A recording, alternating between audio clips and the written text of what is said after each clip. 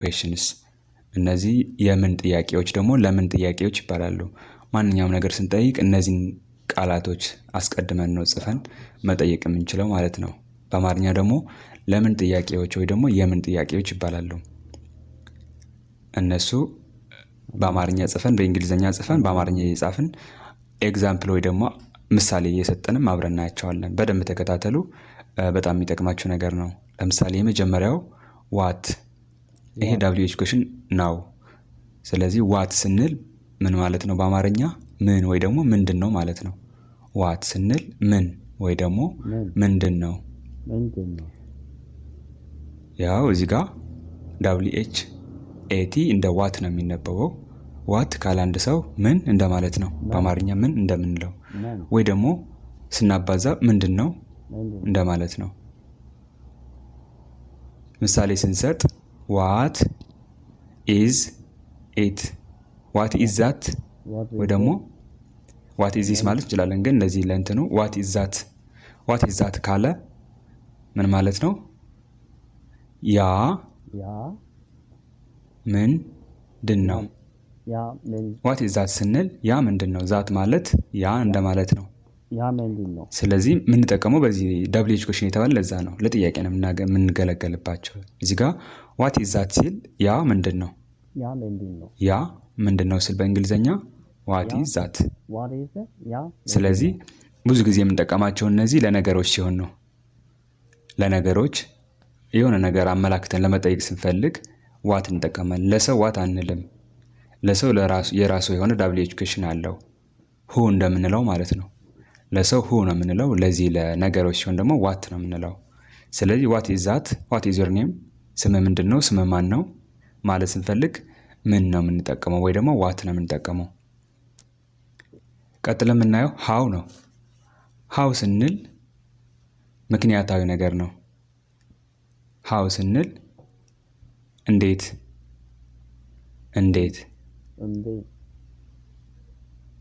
እንደዚህ ሆነ ምናምን ብለን ስንናገር ሃው ብለን ነው የምንጀምረው። በእንግሊዘኛው WH ኩዌሽን ነው ማለት ነው። ሃው ዋት ምን ነው፣ ሃው ደግሞ እንዴት። ልዩነት አላቸው። ዋት ምንድን ነው ብለን ስንጠይቅ ነው። ሃው ደግሞ እንዴት ብለን ስንጠይቅ ነው። ኤግዛምፕሉ ደግሞ ሃው አር ዩ፣ ሃው አር ዩ ስንል ምን ማለት ነው?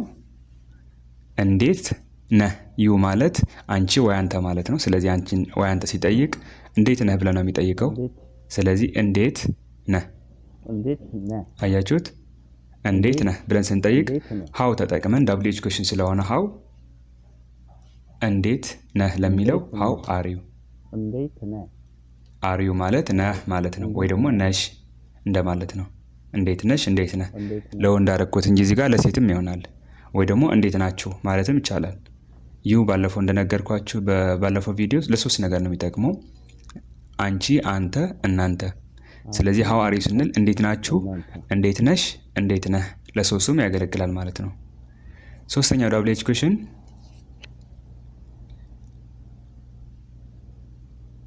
ሁ ነው። ቅድም ያልኳችሁ ይሄ የምንጠቀመው ለሰው ነው።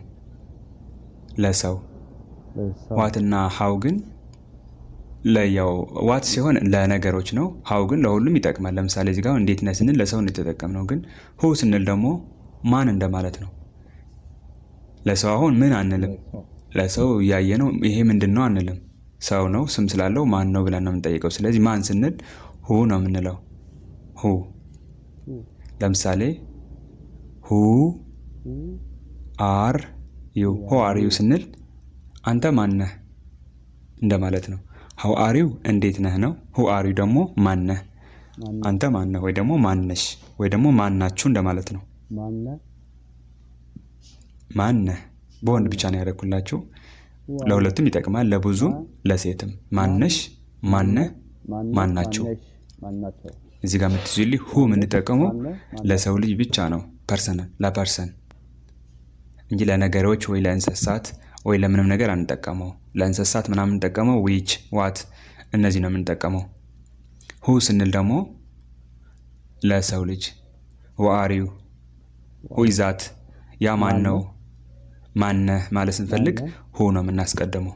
ሁ ካለ ባጭሩ ማን እንደማለት ነው።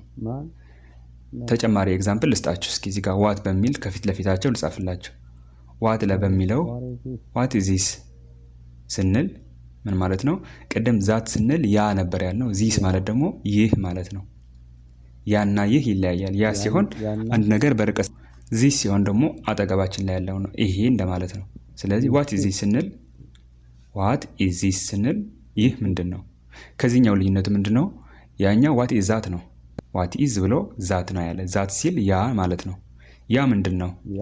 ዋት ኢዝ ዚስ ሲል ደግሞ ዚስ ስንል አጠገባችን ላይ ያለ ነገር ነው፣ ይሄ ወይ ደግሞ ይህ ማለት ነው። ስለዚህ ዋት ኢዝ ዚስ ስንል ይህ ምንድን ነው? ሁለተኛ ኤግዛምፕል በሃው ደግሞ ሃው ማች ኢዝ ኢት። ሃው ማች ኢዝ ኢት ስንል ምን ማለት ነው? ማች የምንጠቀመው ስንት እንደማለት ነው። እዚህ ጋር ሃው ማች ኢዝ ኢት፣ ይህ ስንት ነው? ይህ ስንት ነው ማለት ስንፈልግ ሃው ማች ኢዝ ኢት።